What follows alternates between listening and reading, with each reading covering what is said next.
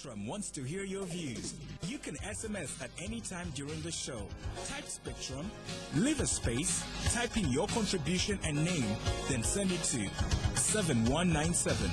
Your views, our interviews on Spectrum, Radio 1 FM 90. Hello, a very warm welcome. This is Spectrum on Radio 1. I'm your host, Edmond Kizito. On Spectrum tonight, the President, that's President Museveni and Dr. Besigye exchange. How healthy is this to Ugandan politics? Should the two not consider a face-to-face debate? President Museveni and former FDC President Dr. Besigye are now engaged in an exchange through the Daily Monitor newspaper, through which they are airing their views on several issues. The development came after the newspaper started publishing serialized articles of interviews in which Dr. Besigye criticized the President and the NRM party for failing to lead the country in the right direction, as was expected after the 1986 liberation struggle in which they were comrades in arms. In the interviews that have been published so far, Dr. Besigye has spoken about bad leadership, corruption, personalizing the army, among other issues. President Museveni has since responded to these issues, saying that the Daily Monitor and Dr. Besigye have conspired to misinform the public and gone on to defend the NRM party's record. President Museveni observes that Dr. Besigye was once a senior officer in the army as Chief of Logistics and Engineering and a member of the High Command, has lost grasp of military matters and has since forgotten even decisions he took then. He also says that Dr. Besigye has also forgotten the NRM ideology which he partly shaped while serving as the National Political Commissar. In his latest response, the President defends the role of his son in the Special Forces Group of the UPDF in response to claims that President Museveni has built a personal army and that it was created specifically to prepare Mhozi to take over leadership. These exchanges have been welcomed by many people as a step towards a possible face-to-face meeting. Last year, there were reports that some influential Ugandans had convinced the two to hold face-to-face talks at the height of the walk-to-work protests. But while the President appeared ready, Dr. Besigye said he would only meet Mr. Museveni under a banner catered for in the Constitution, that is the inter-party dialogue. So tonight we look at what could have prompted the two men to start engaging in these exchanges, and if at all it is possible for them to have face-to-face talks with a view of facilitating a political transition in Uganda. Our guests tonight, Mr. Asuman, Basalirwa, President of the Justice Forum Party. You're most welcome, Mr. Basalirwa. Thank you very much, Edmond, and good evening to all our listeners. We expect to be joined by Mr. Kintu Nyago, Deputy Head of the Ugandan Mission in New York, also former Deputy Principal Private Secretary to the President. We expect him to join us in a very short while. Mr. Basalirwa, why are we seeing this kind of debate between the President and his biggest opponent? Well, I think the President responded entirely to an interview that was run in the Daily Monitor. I think it was with regard to the Tarehe Sita celebrations and also the 27th anniversary of the NRM. I think the Daily Monitor was listing comments from Bush War heroes, and Dr. Besigye gave a very extensive interview in which he raised a number of issues, and nobody expected that the issues raised by Dr. Besigye would provoke the President into a response. So, and I don't think Dr. Besigye either expected that the President would actually be moved by the comments. So, it has come as a very big surprise in one way or the other. But I think on the bigger picture is that it shows the absence of a platform between, not between, but a platform for political leaders to engage in serious matters. If, for example, we had what is happening in Kenya now, where presidential candidates are facing off in a public live debate, perhaps the issues that Dr. Besigye and President Museveni are raising should have been resolved or raised in 2011, when these two people first engaged in a presidential contest. You remember in 1996, 2001. You remember in 1996 there was a debate of this nature. I remember it was Mr. Manja Chibiriga and Dr. Semogere that appeared. President Museveni didn't appear. And I know that in the subsequent elections, some influential people were very desirous of having a debate amongst the presidential candidates. And the information is that Mr. Museveni was always unwilling. So part of the problem, part of the revelation from these exchanges is the absence of a platform. Number two, it is also very strange that President Museveni chooses to respond to issues raised by a retired and former leader of a political party. The other day, Dr. Besigye was being asked by the media how he should be described, and he said, describe me as a farmer and a business person. So it's surprising that the president decides to take on a farmer and a business person. It's really very surprising. But you did mention about 2011 in April, about April. I know that there were efforts aimed at creating dialogue. I attended a meeting of elders. In that meeting, I was there with Ambassador Tunu, Chairman Mao, and Dr. Besigye, and Justice Ogola brought a message to the effect that the president, that a meeting could be convened. And I remember we wrote a statement which we sent to President Museveni through Justice Ogola about that time. But up to now, no response has been received.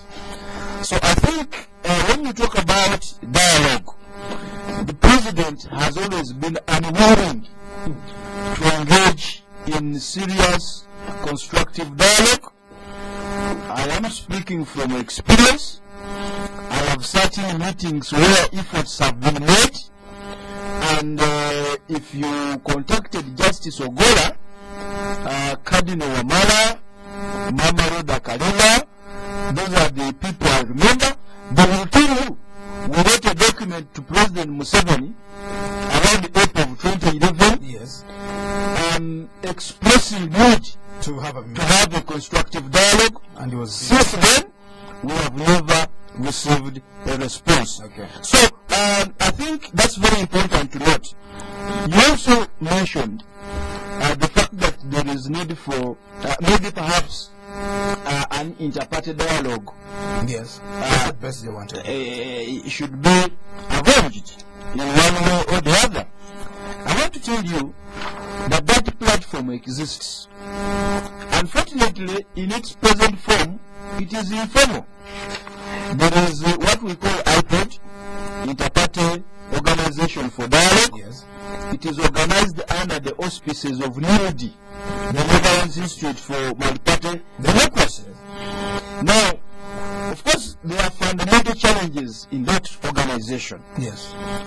First of all, NUD is a donor-driven program. Yes. Project. The work they are doing is very encouraging. Unfortunately, what is discussed in IPOD has virtually no bearing on the country. All right. I'll give you an example. Okay, let's hear from this gentleman. We'll get back to you, Honorable Asuman Basalirwa. This is Spectrum on Radio 1. Tonight, the President Museveni and Dr. Besigye exchange. How healthy is this to Ugandan politics?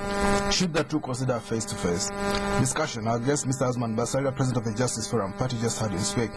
Just been joined right now by Mr. Kintu Nyago, Deputy Head of the Ugandan Mission in New York, also a strong NRM cadre. You're most welcome, Mr. Kintu Nyago. Thank you, sir. And unwavering work. Thank you. What's the substance of this exchange? And you could also tell us how you think they're talking, the way they are talking through the press. They could meet up over coffee. You know, it's all a matter of interpretation. To begin with, there is a lot of dialogue in this country. As we speak, we are dialoguing. Mr. Basalirwa is the eminent Ugandan leader, a member of the legal fraternity, and also President General of the Justice Forum. I'm not in the Justice Forum. I respect the Justice Forum, and we are here dialoguing. Now, the communications you have mentioned in the paper, that's dialogue. I mean, Mr. Besigye wrote a very strong critique, and it was responded to Mr. Museveni. And I think Mr. Besigye responded, and Mr. Museveni, look, for instance, for argument's sake, Mr. Besigye was saying that this is a dictatorship. Had it been, say, Mr. Abacha, General Sani Abacha, but the one who died or Idi Amin, in a certain way, I mean, there would have been no dialogue. But Dr. Besigye is free to go back home at Kasangati, reflect, give us his views in the papers. They are printed. The paper is not, people are not, Mr. Kalinaki and others are not harassed for that. They may be mentioned in the president's communications, but that's his style, he may mention them. So, I mean, that is dialogue. But apart from that, the government of Uganda, I think after 2001 elections, I think it's even in the Political Parties Act, it's a legal thing about dialoguing. The government of Uganda instituted that forum. I didn't come with the details, but what's the forum? Either inter-party something. iPod inter-party. No. iPod is it's called the National Consultative Forum. Very good. Established under the political parties and organizations. Mr. was aware because of two reasons. One, he's a leader of a party. Two, he's a lawyer. And three, is very active. Now, the government of Uganda initiated those talks. What I remember, I saw them on TV. I wasn't in the State House myself. Yes. But I saw Mr. Museveni was there, and I remember very well. The eminent Kizito attended. Besigye just washed away these folks and said they won't attend, and he threw a tantrum or tantrums. Said, I won't attend for this or the other reason. Okay, this is democratic right. But Honorable Kizito Mayanja was in attendance, and I think this one and Madame Lydia Kalwe or Boti. You see? Apart from that, dialogue in the governance of Uganda through the 1995 Constitution is institutionalized, because in Parliament, which is a multi-party parliament, there is no single, it's not a monolithic voice. Even Jema, unfortunately, the eminent Museveni Chanjo, who was a very articulate communicator and debater, is indisposed. But his voice was heard.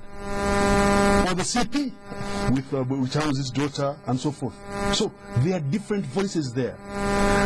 And as a result, and people listen to each other, our parliament is not, they don't engage in what they call the dialogue of the deaf. No, it's a healthy dialogue in that parliament, as can be verified through reference in the Hansard.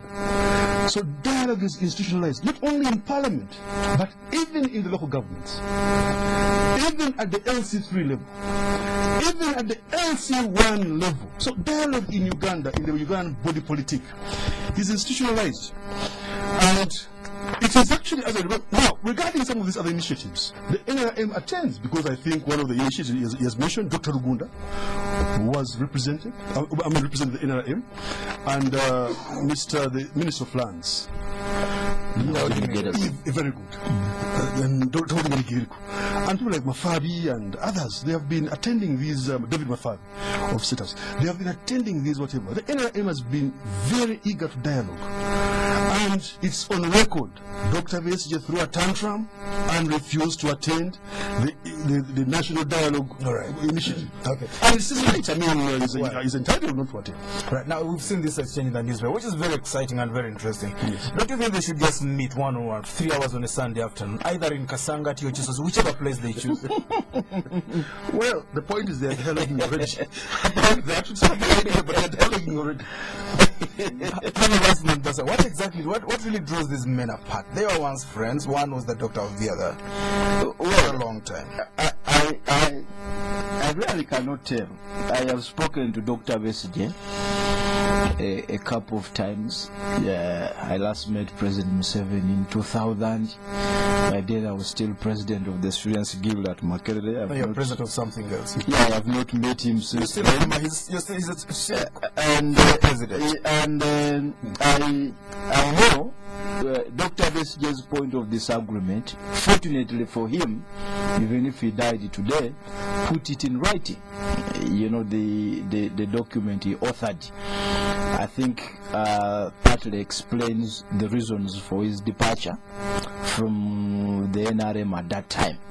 So I think if you want to understand what prompted his departure, we only have to make reference to the issues that he highlighted at that time. But I think let me put a few issues in perspective. Number one, when we are talking about the initiatives of dialogue, there are those that are formal, those that are in the constitution, and there are informal ones.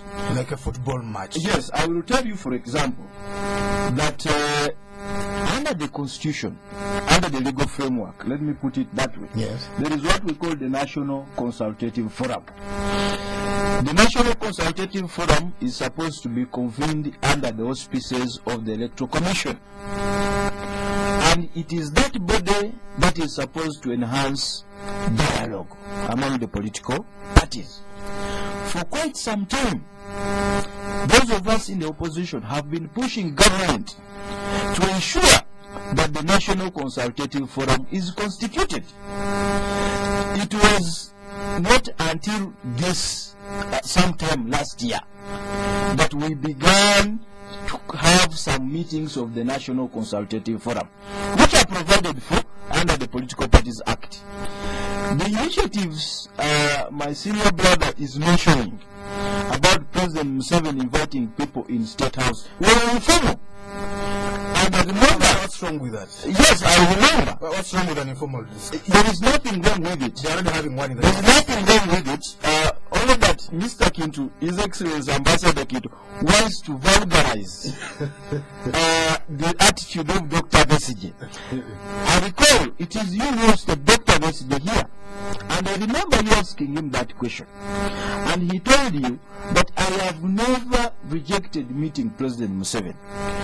But I will meet President Museveni in a structured dialogue. And when they invited him for that meeting in State House, I remember him telling you on this show that he asked for the agenda and no reply was given. So the reason for his not going is because he was not sure of the purpose.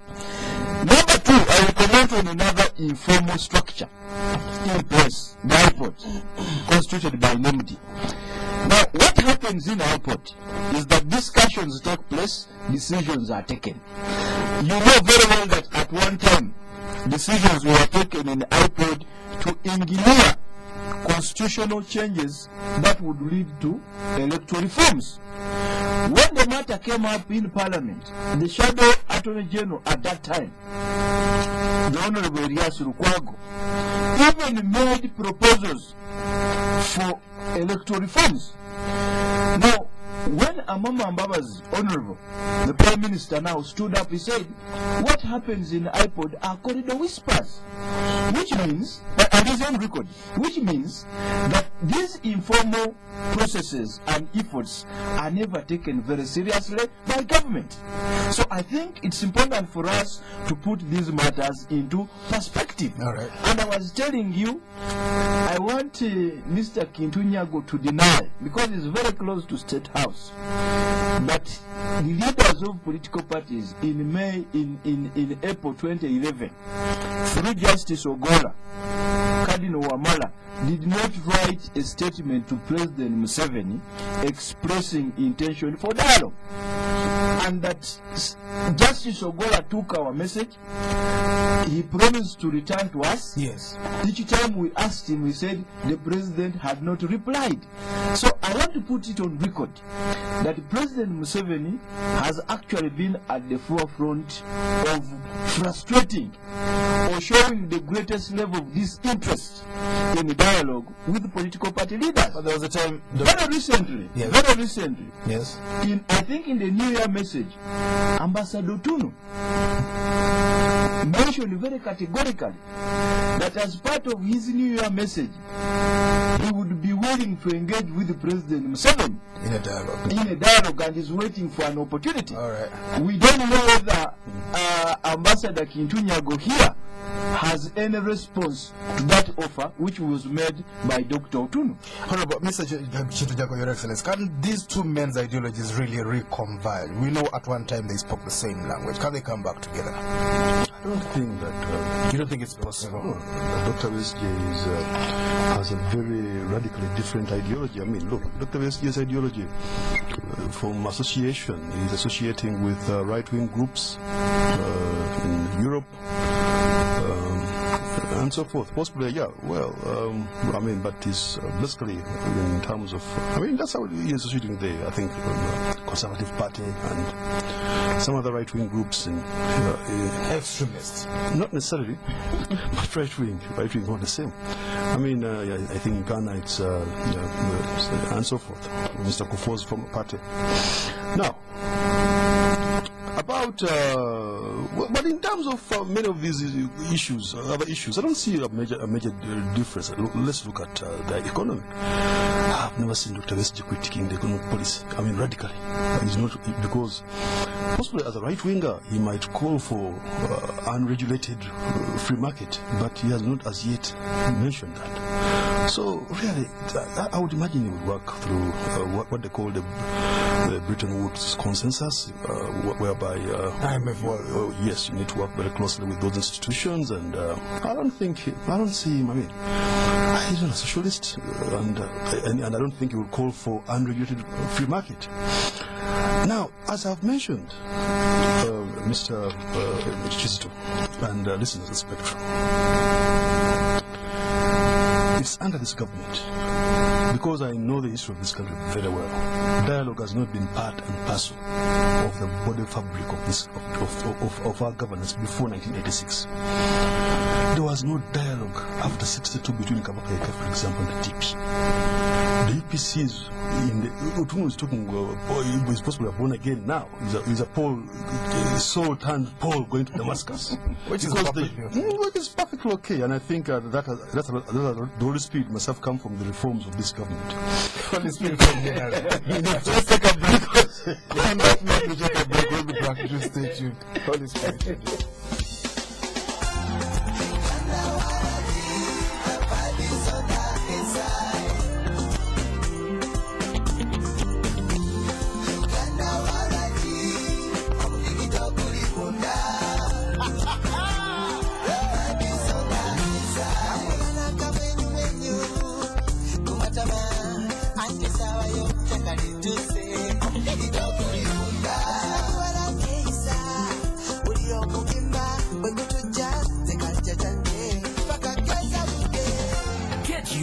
Share UG, feel UG, always original, always Ugandan. Uganda Waraji, the vibe is on the inside. Excessive consumption of alcohol is harmful to your health. Strictly not for sale to persons under 18 years. Please drink responsibly. Uganda Communications Commission is currently conducting nationwide mandatory SIM card registration. Register your SIM card in a few easy steps. Visit your telecom operator's customer care center or any other designated registration center and provide your phone number, a copy of a valid ID or any other valid ID with accompanying photograph such as a passport, driver's permit, voter's card, or a letter from your LC. Information on your physical address or residence will also be required. SIM card registration protects mobile phone users from incidences of fraud, incitement, terrorism, and hate messages, among others. Please note that SIM card registration is mandatory, and those who fail to register risk having their SIM cards deactivated. The registration deadline is 1st March 2013. All information shall remain confidential. Let's make communication safe. Register your SIM card today. There are those who sit around waiting for things to happen. But then there are those who make things happen. Take a closer look. While some people follow trends, there are those who set them. While many people dream of what could be, there are those who make their dreams a reality. While some people make a name for themselves, there are those who also leave a legacy. These people have a unique drive that enables them to make things happen. And they all choose a beer that has a unique ingredient, crystal malt, releasing the richer, full flavor that makes Nile Gold Uganda's true premium lager. Nile Gold, beyond the ordinary. Spectrum on Radio 1 FM 90. Welcome back on Spectrum tonight. The President Museveni and Dr. Besigye media exchange. How healthy is this to Ugandan politics, and should the two not consider a face-to-face debate? Our guests tonight, Mr. Asuman Basalirwa, President of the Justice Forum Party, Mr. Kintu Nyago, Deputy Head of the Ugandan Mission in New York, also a staunch NRM. Kada, you will be able to call in and talk to us tonight on this show. Mr. Kintu Nyago, do Besigye's points hold any water? You were talking to us about the apparent, lack of divergence in the economic policy. I mean, there's nothing much to disagree with in the economic policy between the FDC. They have not written anything which shows a radical departure with what the NRM is proposing in the economic policy. I haven't seen anything. Even in the social policy, what have they said different? They have not talked about, say, scrapping UPE. They have not talked about whatever. So really, fiscal policy. They have not talked about, say, reintroducing poll tax or whatever it is. So really, you don't see a big difference. No. Now, regarding the points he raised, I mean, he raised many points. And it's difficult to generalize. But I think are well critiqued by the president. It's one of the points which I could critique myself, which I think not all points were wrong, but there are certain fundamental flaws in his. Which ones are those? In my view, when he mentions that Uganda is a military dictatorship, I think he's going overboard in terms of his. I think he's analyzing wrongly when he says that Uganda is a military dictatorship. Because look, the question, and fortunately, Dr. Besigye was an intimate member of, or an integral member of the leadership of the NRM. And the question one would ask, in that way of war, what was supreme? Was it the NRA or was it the NRM? So, who was waging the because it was not just a military battle. It was not like, say, a mutiny in the barracks and then you overthrow the government. No. It was that war was fundamentally political. See, so what was primary? Was it the militarist ideology, whereby we just beat them up, or was it the political? And if it was the political, if the peasants and other social groups that were mobilized in the NRM coalition were mobilized around militaristic lines, or were they mobilized around a political program called the 10-point program? Where in the 10-point program do they mention that the NRA, or the NRM rather, the NRM is a military government? Where is it? Point number one? Because the point raised, I think point number one is the reintroduction, the restitution, the bringing back of democratic governance in this country. I think that's point number one. Now, does democratic governance, and I would imagine Dr. West being an intellectual, must have participated. He was NPC actually at some stage. After they came to power, but in the military. Bush was a doctor. He was busy with much more than that. I mean, a lead doctor and so forth. I won't diminish his role. But apart from that, he seems an active man, and I don't think he was just treating patients. He must have engaged in debate. Now, in his understanding, when they were drafting the 10-point program in those campfires at night, and the debates they had, in his understanding as an intellectual, and he says that he was the best in their class of cadets in 1990 when he went to the cadet course in ideology. Does he understand the bringing back of democracy in the point about in the 10-point program to mean military government? Mr. Basalirwa, you are here, you can talk to us about that. Where are the flaws of the NRM? Where do these opposition parties diverge from the NRM? No, I think, let me first mention a few positives, then I'll specifically address that. Oh, you have to sing some praises for the NRM. A few positives in the exchange. Sing your song. Number one, both leaders were really civil in their communications. I would read, when I was reading Dr. Besigye's interview and then the replies, he kept saying Mr. Museveni, Mr. Museveni, Mr. Museveni. And President Museveni also kept mentioning Dr. Besigye, Dr. Besigye. The language was civil. It is uncharacteristic, especially of President Museveni. There was no idiot, there was no swine, there was no empty team, It was not there. So I think as a country, You expected him to say. we welcome, that kind of civility in language, because really a head of state is expected to be civil But he's talking to a retired man. in language. Like a Museveni. Yes. Old man. So I think Way out. that's very interesting and I think very encouraging. Number two, it is also not the. What is very strange, because you see, Dr. Besigye has made many interviews, even has written before. But one thing you need to appreciate from President Museveni is whenever you talk about his family, Yes. and whenever you want to undermine his role in the army, the president will be very aggressive in response. That's why he had to send a reply from Arua. I think it was in Arua. And they had to send the message to monitor. Okay?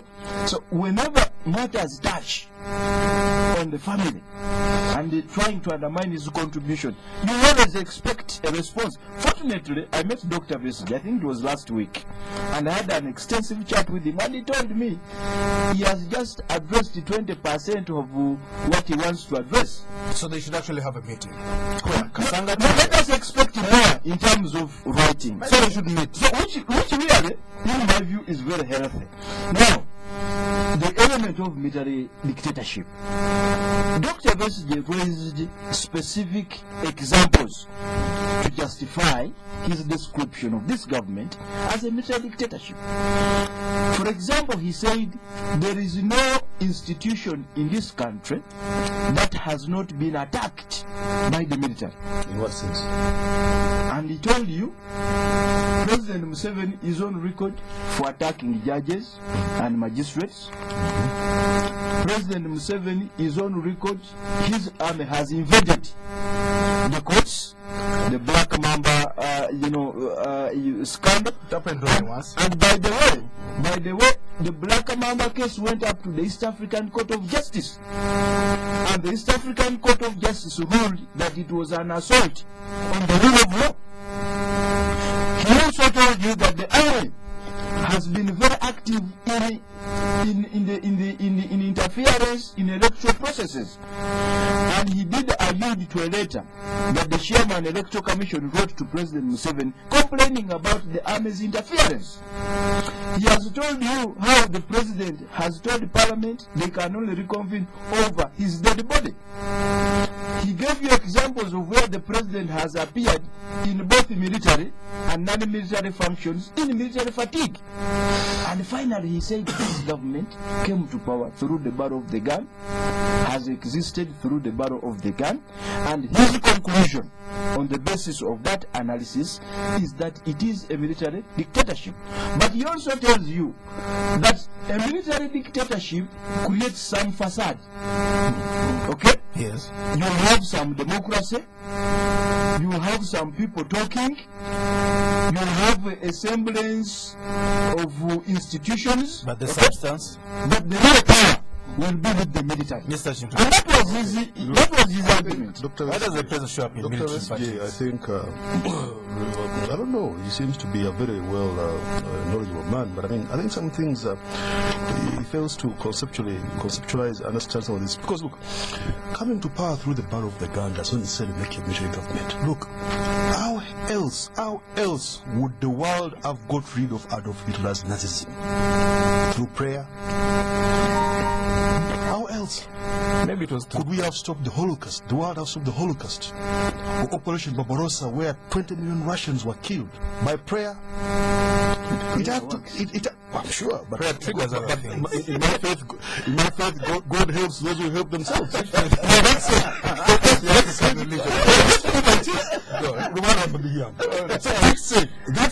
That's it. The removal of Adolf Hitler through military means did not mean that the regimes that replaced, say, de Gaulle's partisans and so forth, de Gaulle's and others, that they were that they established military governments. When General Washington, with the patriots in America. How else would they have removed the British from America and then from the United States of America? They tried everything. They petitioned, they did this, they did that. The only way they had to throw out the British was through the armed struggle. But and that's how the American democracy, the American Republic was established. But that does not mean that America is a military government. True, Washington was a military man. But it's not true that he established a military government. Now, secondly, so the same applies to Uganda. But much more importantly, when you come to the issue of reconvening Parliament, the president may have used strong language. But what were the means in practice did he use to ensure that reconvening did not take place? And I would suppose that he himself has a legitimate right to express his opinion on that kind of issue. The president. Oh yes. No one has stopped him. Oh yes, and that's what he did. And what he did, he used persuasion. He called his MPs, he did that, and nobody came out to arrest anybody. Mr. Basalirwa was for sure not yet born, but being what he is himself about, let him read what happened in 1966 when Obote was imposing the Pigeonhole Constitution. Idi Amin was sent and he surrounded that whatever.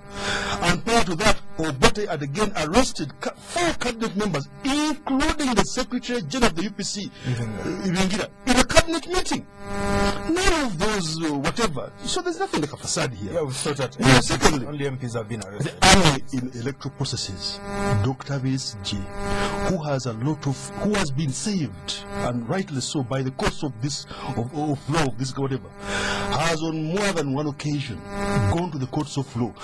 If he had evidence that the army was participating in to fundamentally undermine his candidature, how come those eminent judges, including very respectable people like Justice Obechi, never saw any merit in his arguments?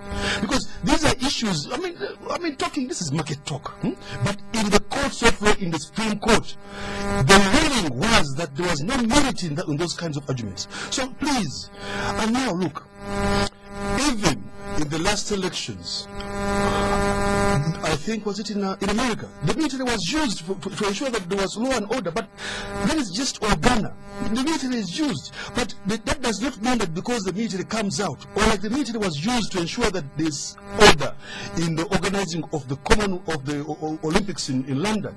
But that does not mean that that's a military government, because the civil structure. I mean, the military is there to ensure there's constitution, and the constitution. There's nothing very as central in the constitution as elections. Right. So when the military comes out, so long as the military does not overthrow or throw out candidates, for example, what the UPC did in 1980, I remember very well, the military then stopped people. Changamoto was stopped, many people were stopped from doing what? From going to register. That's why the UPC got 1,700 votes. Now, regarding Black Mamba, Dr. Besigye had established a rebel organization. So that's a quality of being a Democrat. A rebel organization, including Basalirwa's colleagues, who are the guild president who came after him. Was it called yes, but China or something like that.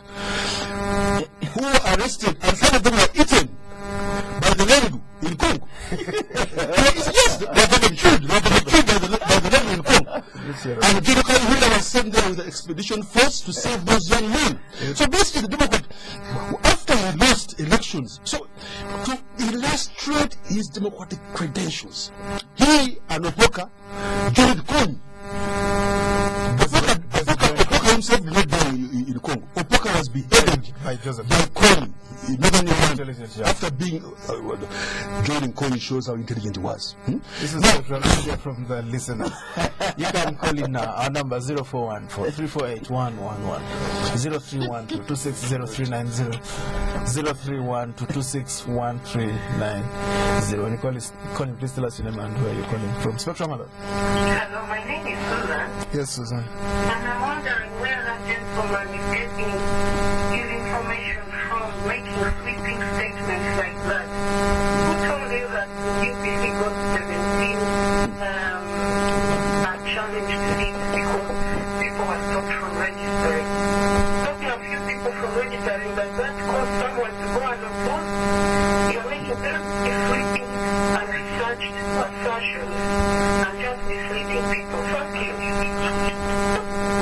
Spectrum, hello. Good evening. My name is Paul. Yes, Paul. Thank you for this discussion. But one point I wanted to make sure that we don't delay about the discussion between the women. There was that, it's because there was that, the business with the reservation. But it's none of the business to meet and negotiate for more. When it was repeated by Rwanda, and was repeated by Honorable Prime Minister Kiyonga. Now, there is that. Then came the cookbook. And after the cookbook, people were really taken aback because this is not has been working all this time. Now, that was the one of the family that the family and the military are used to want you don't use the response. But the problem you can't do it because his family, you can't do it from the military because it's taking one of the bigger ones in the military. Now, that is the point that created his response. That's the point from which was responding and that was the form of replacing. I really want to hear that from Spectrum, hello. Hello, how are you? Very well, thanks. Your name? My name is Kiyama Mulaga from Kampala. Yes, Mr. Chima. Thank you so much for saying that, gentleman. But I was really interested in what was said. You talked of that rebel movement that all of us know that really we were really not convinced that it was a rebel movement led by the Kizito. I was taking him till he messed it up by mentioning that, which we really don't buy. Thank you. Spectrum, hello. Hello. You're live on Spectrum. Your name? Good evening. Your name, sir? I thank you for this program. I remember when we were projecting this Kintu Nyago, Then, that is true. It's clear that the country is very people with this is the emperor of the book that we look at the book that so what is talking about. Spectrum, hello. Yes, your name? Yes, John.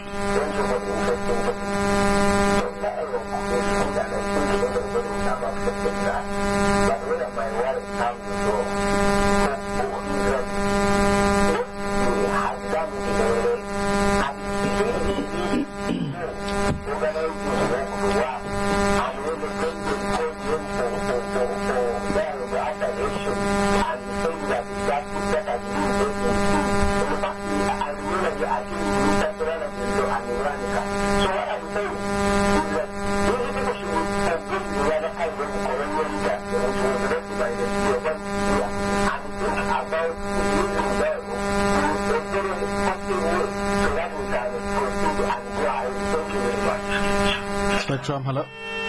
Okay. Hello. Okay, let's get back to the studio. Mr. Kintu Nyago, Your Excellency.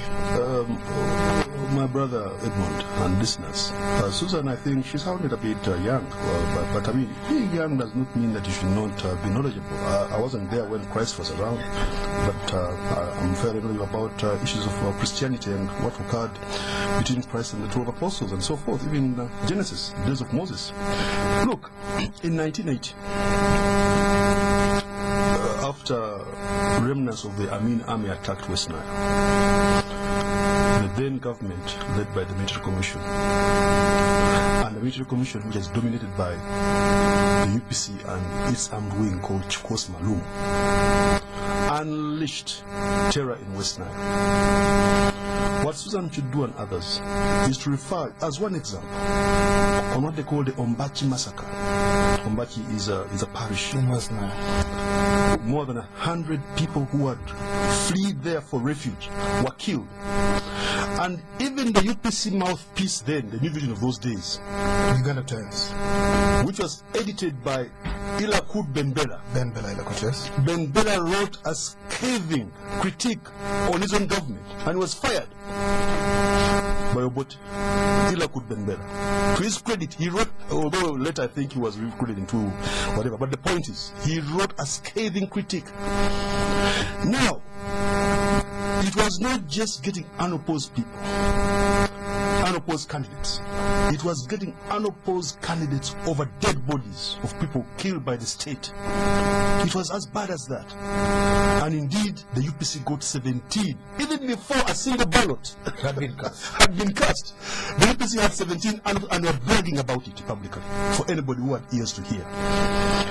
So was that bad? Asuman Basalirwa, can give us your responses, Mr. President. Yes, I think Ambassador Nyago really raised very strong statements. Number one, in 1980, after the election, it was about 3 years, in 1980. But you read at least. Yes, I read. And I'm saying now. one of the things I know is that President Museveni never attempted the court process. I was talking to the late Justice Mulenga, who told me that they filed a case in court. I don't know, I don't remember exactly, which they never followed up. He was a DP at that time. Yes, which they never Who filed it? followed up. UPM. Okay? So there was an option which they could have resorted to, which they abandoned. That's one. Number two, Mr. Ambassador Nyago keeps referring to history. You know, he talks about Amin, he talks about Obote, he talks about the 60s and the rest, which is good. I don't know the future, but the future. Yes, which is very, very good. Most of those governments never made the pretense about what they were. Field Marshal Idi Amin said, I'm life president. Yes, president for life. Exactly. And he ruled for 8 years. Exactly. Most of these people were not pretending. The biggest challenge that President Museveni and the NRM and his colleagues like Ambassador Nyago have is trying to raise the bar so high, and yet they cannot satisfy that bar. Yes, briefly. The reason why we hold you to account is because you make those promises. If you promise genuine democracy, it should really be genuine democracy. If tomorrow, Ambassador Nyago, you said that we no longer want anybody to talk on a radio station. If you said it, God forbid, some of us will come at the risk of losing our lives. Other people will come at us. So I think we judge you on what you have promised. Their own claim. Exactly. My brother, Ambassador Nyago, put it on record that I'm a constitutional fundamentalist. Yes. I say you find some of those Salafists who are just, I'm a constitutional fundamentalist, but for the 1995 constitution. Now, that said, even if I lose my senses, and I say that there will be no more debates, that statement under the constitution we have will be annulled, null and void. It will just be an empty statement. even if you spoke about Even it, if I said, even if you say, no, look, I'm just talking about. you might say now. No. As I've told you, I'm a constitutional fundamentalist, so I cannot engage myself. Would you go far? Now, that said, the UPC of the 1980s, Mr. Museveni knew them very well. Mr. Kategaya knew them very well. Mr. Chivedinda knew them very well. Museveni Paimwanga was very close to those people. So they were fascists. And it would have been an utter waste of time to go to the courts of law. Let me tell you one thing. What Justice Mulenga did not tell Honorable Basalirwa, President General Basalirwa, was that a DP candidate called Robert Chitariko filed a suit for irregularity in his Kabale municipality, whatever. It was never heard. For 5 years until Obote was removed from power. Those people were fascists, and going to court would have been a mere waste of time, effort, and resources. The best language they understood was the language that was employed by the gallant sons and daughters of Uganda to remove them forcefully from power. That is speculation. But finally, Edmond, on my part, Yes. Ambassador Nyago also makes a claim of a rebel movement led by Dr. Besigye. I hope General Kaihura has heard. Because they tried to prosecute Dr. Besigye on that matter. Up to today, they failed to get the evidence. Oh. Okay? Yes. So since Ambassador Nyago has information, Yes. let him take it to Kaivura and they prosecute. Otherwise, for a senior government officer to come and make that sweeping statement, it is completely unacceptable. Finally, on the issue of the military, Dr. Besigye did refer to a letter which was written by the Chairman Electoral Commission to President Museveni as Commander-in-Chief, complaining about the interference in the electoral process by the military. And that letter, by the way, is on court record. It was among the letters that were put on court record to justify the interference. So it's really not very fair to dismiss that, because it happened. The chairman wrote to General Museveni. So those were some of the arguments that were being raised at that time. But finally, I think it would also be very important for us to consider the context in which this debate is moving. Yes. I know President Museveni has responded, but in some instances it's diversionary. Dr. Besigye did say, for example, that Brigadier Muhoozi had to get an enhanced rank of major to be admitted to a college in Kansas. Okay? President Museveni did not respond on that issue. Maybe when they meet someplace. Dr. Besigye did raise the circumstances under which somebody joins the army. Okay? All the procedures. An LD. President Museveni evaded responding to We'll those issues. talk about So it's important for the president to meet if he decides to respond to the issues, let him not be evasive, let him face the facts as they are. Maybe they should meet instead of shouting at each other across the river. Well, we have to end. Thank you very much, dear guests. Mr. Asuman, Basalirwa, President of the Justice Forum. Party, thank you for coming. Spectrum tonight. Ambassador Kintu Nyago, Deputy Head of the Ugandan Mission in New York, also a strong General Mkada. Thank you for tuning in. I've been your host, Edmond, Kizito, belonging to the Party. Spectrum will be back tomorrow. Up next is the news in English.